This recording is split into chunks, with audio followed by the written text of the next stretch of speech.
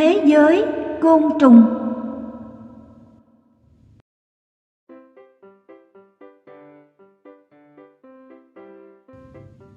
Côn trùng hay còn gọi là sâu bọ là một lớp sinh vật thuộc về ngành động vật không xương sống. Cơ thể của chúng gồm có 3 phần: đầu, ngực và bụng. Chúng có 3 cặp chân, mắt kép và có một cặp sâu. Côn trùng là một nhóm động vật đa dạng nhất hành tinh, gồm hơn 1 triệu loài đã được mô tả và gồm hơn 1/2 số sinh vật sống. Số loài còn sinh tồn được cho là từ 6 đến 10 triệu loài và đại diện cho 90% dạng sống của các loài động vật khác nhau trên trái đất. Côn trùng có thể sống được ở hầu hết các môi trường sống, mặc dù chỉ có một số ít các loài sống ở biển và đại dương, nơi mà động vật giáp sát chiếm ưu thế hơn. Cái tên côn trùng là từ Hán Việt, với từ côn có nghĩa là nhiều nhung nhúc và trùng có nghĩa là loài sâu bọ. Ý ám chỉ đến sự mắn đẻ sinh sôi của lớp sinh vật này. Hôm nay, chúng ta sẽ tìm hiểu một số loài côn trùng gần gũi và quen thuộc.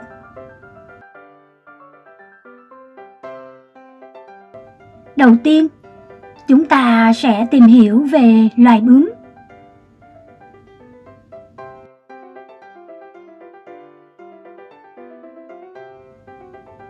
Bướm là một động vật phổ biến và gần gũi với con người. Các bạn có thể bắt gặp bướm ở vườn nhà, ngoài sân trường hay trong công viên. Chắc chắn trong mỗi chúng ta sẽ thắc mắc là bướm có răng không? Hay bướm ăn gì? Bướm ngủ ở đâu? Hay bướm sinh ra như thế nào? Thế bướm có răng không? Bướm không có răng, nên chúng chỉ ăn được những thức ăn dạng lỏng. Vậy bướm ăn gì?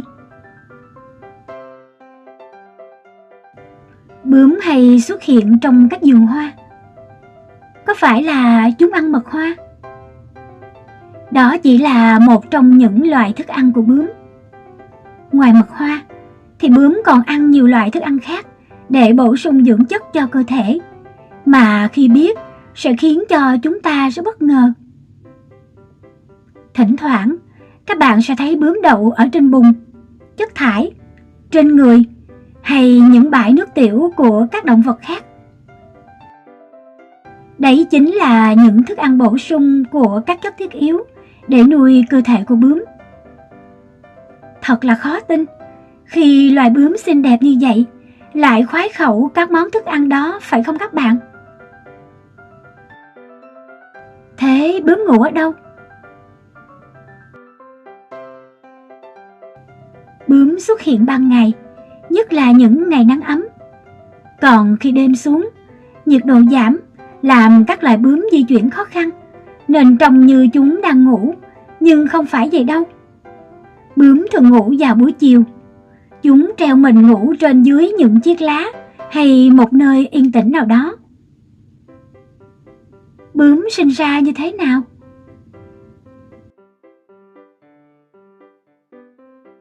Dòng đời của bướm bao gồm 4 giai đoạn, từ lúc đẻ trứng đến khi trưởng thành, và kéo dài trong khoảng 1 tháng. Nhanh hay chậm tùy thuộc vào nhiệt độ môi trường và nguồn thức ăn.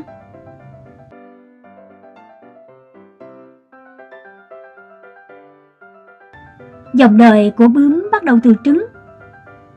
Sau khi bướm cái giao phối cùng với bướm đực, bướm cái sẽ chọn những cây mà ấu trùng bướm, hay còn gọi là sâu bướm, có thể ăn được và đẻ trứng lên các lá non hoặc là cành cây.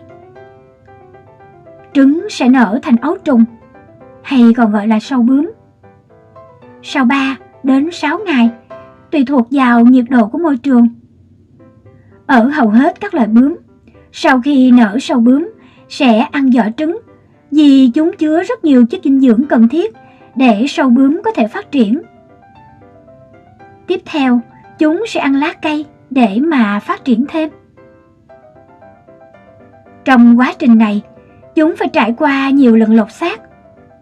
Sau mỗi lần lột xác, sâu bướm sẽ to hơn. Và sau khoảng 2 tuần, sâu bướm sẽ dệt một chiếc kén và đính nó vào mặt dưới của lá hoặc là thân cây. Sau đó nó sẽ treo mình ở đó và lột xác lần cuối để tạo thành nhộng. Giai đoạn nhộng là thời điểm sự chuyển đổi bên trong xảy ra mạnh mẽ nhất. Mặc dù nó không thể di chuyển và ăn trong suốt thời gian này, nó tập trung cho việc tái thiết cơ thể thông qua những quá trình sinh hóa, chuyển đổi từ sâu bướm để thành bướm. Khi sự biến đổi đã hoàn thành, con bướm sẽ nghỉ ngơi trong kén. Giai đoạn này sẽ kéo dài đến khoảng 10 ngày. Đến thời điểm phù hợp, con bướm trưởng thành sẽ tự chui ra khỏi chiếc kén. Trong vài giờ đầu tiên, nó sẽ bơm máu vào các tĩnh mạch trong cánh để mở rộng chúng. Sau khi cánh của nó đã khô và mở rộng hoàn toàn, bướm trưởng thành bắt đầu bay đi tìm kiếm bạn tình. Con cái và con đực có thể giao phối nhiều lần trong đời. Khi giao phối hoàn tất, con cái đẻ trứng và một dòng đời mới lại bắt đầu để sinh ra một thế hệ bướm tiếp theo. Côn trùng tiếp theo mà chúng ta tìm hiểu đó là loài ong.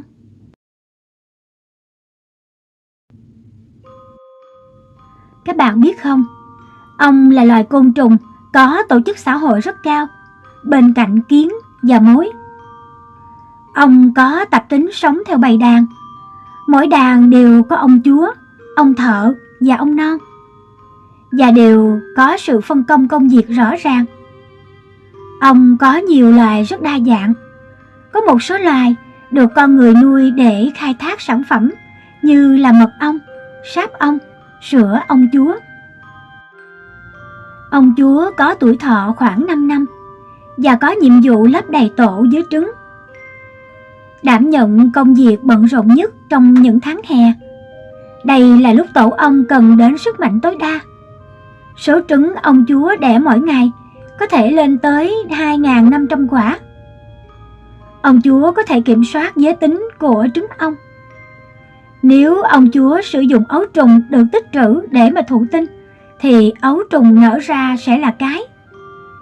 Nếu trứng không được thụ tinh, ấu trùng nở ra là đực. Nói cách khác, ong cái được thừa hưởng gen từ mẹ và bố, trong khi ong đực chỉ thừa hưởng gen từ mẹ. Dòng đời của loài ong cũng khá giống với những loài côn trùng khác, đều trải qua 4 giai đoạn, bao gồm trứng, ấu trùng, nhộng và con trưởng thành.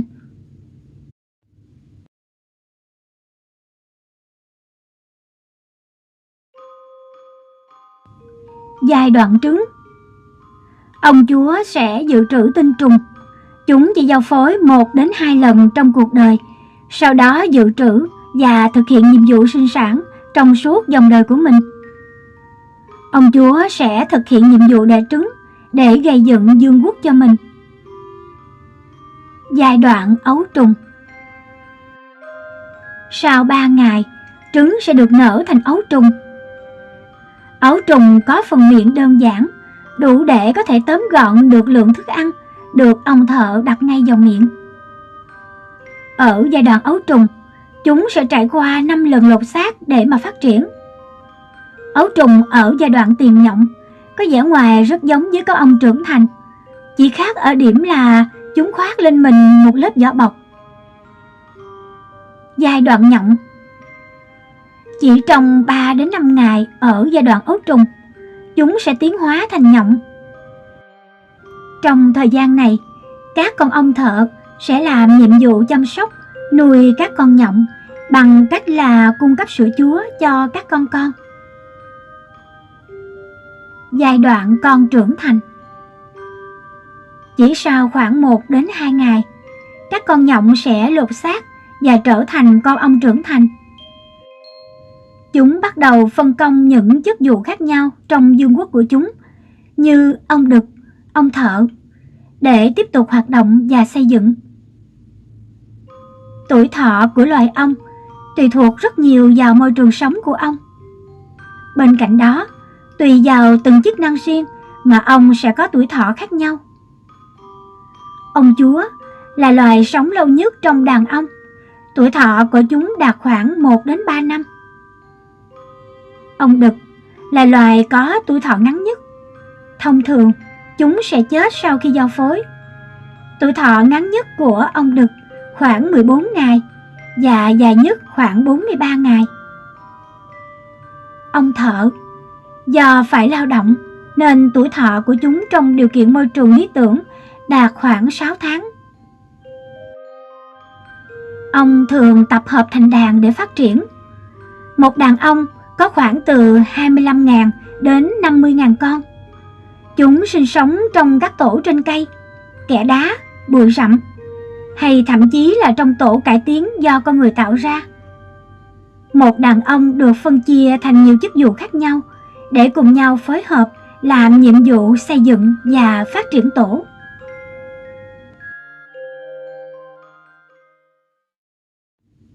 Loài côn trùng tiếp theo mà chúng ta sẽ tìm hiểu đó là loài kiến. Kiến là động vật thuộc bộ cánh màng, lớp sâu bọ. Một nhà khoa học người Pháp đã công bố một nghiên cứu cho thấy kiến xuất hiện cách đây từ 140 đến 107 triệu năm. Có nghĩa là chúng là sinh vật cổ đại bậc nhất, vẫn tồn tại cho đến ngày nay, bất chấp sự biến động dữ dội của trái đất. Từ đó, người ta nhận thấy kiến có khả năng sinh tồn rất cao trong tất cả các điều kiện thời tiết. Người ta cho rằng trái đất tồn tại khoảng 20.000 loài khác nhau với 4.500 họ. Chúng có mặt ở tất cả mọi nơi trên trái đất, ngay cả những nơi cực kỳ lạnh giá là hài cực của trái đất, hay là giữa tâm xích đạo nóng như nung.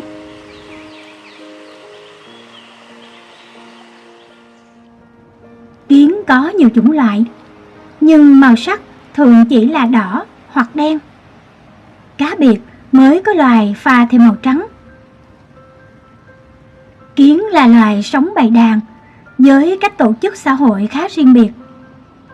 Mỗi tổ kiến trung bình có khoảng 100.000 con trong một đàn với một mẹ duy nhất, hay còn gọi là kiến chúa, có thể sống dài đến 30 năm. Ở đây có điều gì đó giống với cách tổ chức cuộc sống bầy đàn của loài ong. Tuyệt đại đa số kiến con lại trong đàn là kiến thợ, chỉ sống từ 1 đến 2 năm. Được ví như những lao động chăm chỉ, miệt mài nhất trái đất.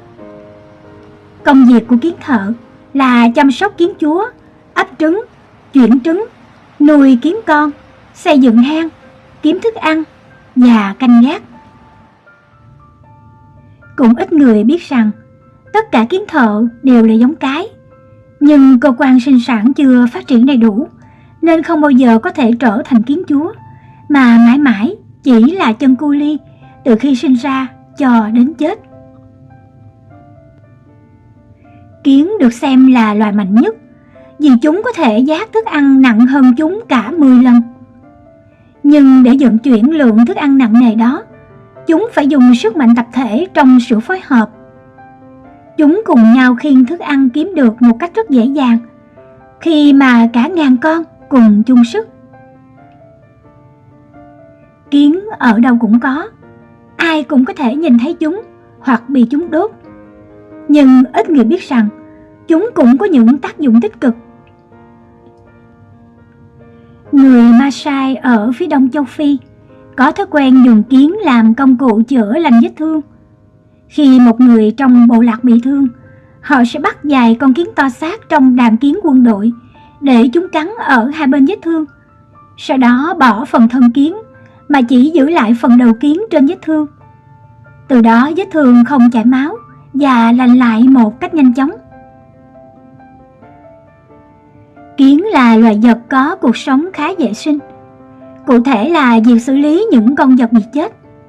Khi một con chết, các con kiến khác trong đàn sẽ cùng nhau khiêng xác con kiến xấu số ra khỏi tổ, với mục đích duy nhất là giữ vệ sinh, tránh nhiễm trùng hoặc là dịch bệnh lây lan. Lũ kiến thợ sẽ lo việc khiêng xác dưới sự chỉ huy của một con kiến được cho là có vai trò đảm trách nhiệm mai táng của đàn. Thật là ngạc nhiên khi chúng ta biết rằng kiến là loài côn trùng có hệ thống tổ chức rất là tiến bộ. Cùng với kiến chúa, kiến thợ, kiến chỉ huy mai táng thì còn có kiến thầy giáo.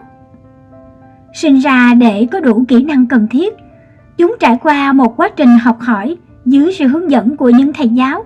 Đó là những con kiến thầy giáo trong tổ sẽ dạy cho các con kiến trẻ hơn làm công việc cần thiết. Trong trường hợp học sinh học chậm và thi trượt trong kỳ kiểm tra, chúng sẽ được chuyển đến một công việc khác, ít cần đến kỹ năng hơn. Không chỉ biết tìm mối, mà loài kiến còn biết chăn nuôi, tạo ra nguồn dự trữ thức ăn. Chúng biết nuôi các côn trùng như rệp và sâu bướm để lấy chất ngọt tiết ra từ những con côn trùng này. Khi đến thời điểm thu hoạch chất ngọt từ bầy côn trùng, kiến vắt sữa bằng cách là dùng râu của chúng. Thật hết sức thú vị khi biết rằng loài kiến mang theo bầy côn trùng được chúng nuôi dưỡng khi di chuyển đến một khu vực mới. Không khác gì con người đưa gia súc đi theo đến những nơi có cỏ cây tươi tốt hơn. Trong thế giới loài kiến cũng tồn tại những cuộc đấu tranh sinh tồn rất là khốc liệt.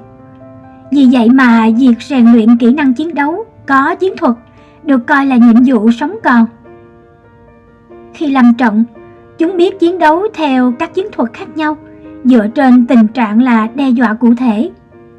Chúng thậm chí còn biết gây rối loạn, tung hỏa mù khiến cho đối phương nhầm lẫn và tự tấn công lẫn nhau.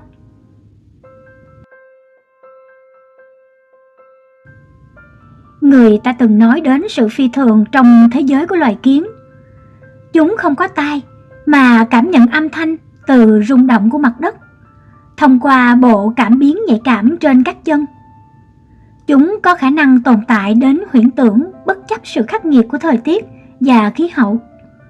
Chính vì thế mà kiến cũng là một trong những sinh vật đầu tiên trên trái đất được con người đưa ra ngoài vũ trụ trong thí nghiệm chinh phục bầu trời. Kiến có thị lực kém, bù vào đó chúng thường sử dụng từ trường của trái đất để định hướng đường đi.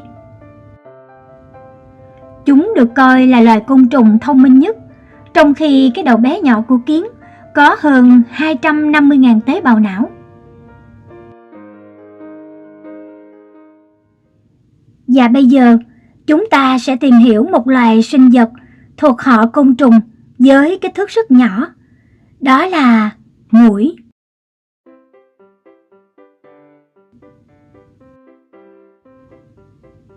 Muỗi tuy là côn trùng có kích thước bé nhỏ, nhưng ai ai cũng biết rằng chúng chính là sinh vật truyền bệnh trung gian nguy hiểm hàng đầu thế giới. Như các bạn đã biết, muỗi là một trong những loại côn trùng có cánh. Chúng xuất hiện trong trái đất khoảng từ 170 triệu năm trước đây, với ước chừng 2.700 đến 3.500 loài khác nhau trên thế giới. Muỗi tập trung sinh trưởng ở những vùng khí hậu nhiệt đới, trong đó có Việt Nam. Những nơi có nhiệt độ trong khoảng ưa thích của chúng là từ 20 đến 25 độ. Trong khoảng nhiệt độ này, chúng sinh trưởng và hoạt động mạnh mẽ, trong đó có cả đi tìm kiếm con mồi, đốt và hút máu.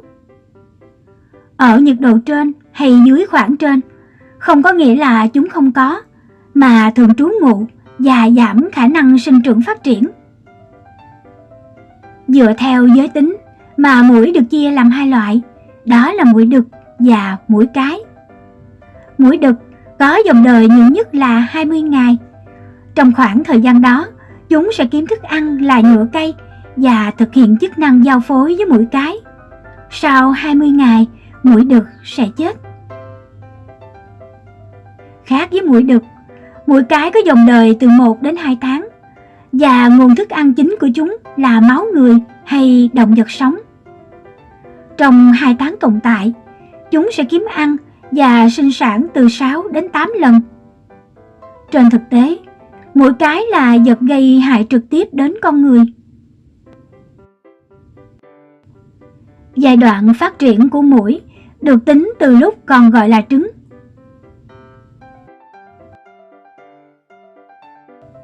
Muỗi đẻ trứng ở mặt nước tù động hoặc bất kỳ nơi ẩm ướt, ít ánh sáng. Số lượng trứng mỗi lần đẻ từ 150 đến 200 trứng. Trong điều kiện thuận lợi, trứng sẽ nhanh chóng trở thành ấu trùng trong mất thời gian ngắn, chỉ khoảng 48 giờ. Ấu trùng của muỗi, hay còn gọi là lăng quăng, được nở ra từ trứng. Hình ảnh của lăng quăng rất hay được bắt gặp tại các vùng nước có thực vật sinh sống, ví dụ như ở ao bèo, ở ruộng lúa.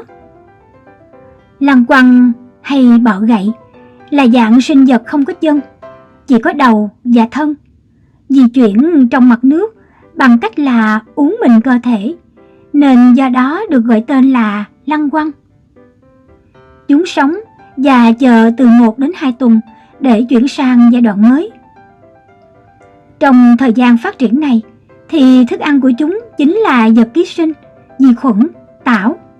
Những thức ăn này cung cấp cho bọ gậy dưỡng chất và lấy oxy từ không khí. Nhộng là giai đoạn thứ 3, cũng là giai đoạn gần kết thúc cuộc hành trình lột xác thành muỗi trưởng thành. Chỉ mất 2 ngày để nhộng biến thành muỗi trưởng thành và có thể đi hút máu kiếm ăn. Muỗi trưởng thành. Muỗi trưởng thành là giai đoạn cuối của dòng đời của muỗi. Ngay từ khi là muỗi bé, chúng đã có thể hút máu người, lấy chất dinh dưỡng nuôi cơ thể, phát triển dần thành muỗi lớn. Khi đủ khả năng sinh sản, muỗi cái đẻ trứng và tiếp tục một dòng đời muỗi tiếp theo. Để phòng chống muỗi đốt, cách tốt nhất là không để chúng sinh sản và phát triển nhanh chóng. Bằng một số phương pháp sau đây, hy vọng bạn có thể ngăn cản được sự sinh sản của chúng. Một môi trường sống sạch sẽ, thoáng mát là điều kiện bất khả thi cho muỗi sinh sản và phát triển nhanh chóng. Do đó mà bạn cần phải dọn dẹp nhà ở và không gian quanh nhà thường xuyên. Quần áo bẩn nên mang đi giặt ngay, không để trong nhà để làm nơi trú ngụ cho muỗi. Không để ao tù, nước đọng, thường xuyên đổ rác, đặc biệt là rác hữu cơ. Chúng ta có thể sử dụng các biện pháp thiên nhiên để phòng chống muỗi, như dùng tinh dầu tự nhiên hoặc là trồng cây có đặc điểm để mà xua đuổi muỗi. Ngoài ra, các bạn có thể áp dụng một số biện pháp phòng chống muỗi như sản phẩm kem bôi chống muỗi, thuốc phun xịt diệt muỗi, đốt tinh dầu, hương đuổi muỗi, mùng, màng, lưới chống muỗi. Ngoài ra, vào những mùa có nhiều muỗi, ta cần tăng cường nhiều biện pháp kết hợp với nhau như đóng kín cửa, hay thậm chí kết hợp cả với tăng cường phun thuốc diệt muỗi trong các khoảng thời gian này. Khi phun thuốc diệt muỗi, chú ý đảm bảo lựa chọn thuốc phun ít độc hại và không phun trực tiếp lên khu vực sinh hoạt làm ảnh hưởng đến sức khỏe con người. Côn trùng là những loài vật cực kỳ đa dạng và đóng vai trò quan trọng trong cuộc sống của con người, cây trồng, đất đai và môi trường. Dù là côn trùng có lợi hay có hại, thì sự xuất hiện của chúng đều góp phần duy trì sự phát triển bền vững của hệ sinh thái trên trái đất.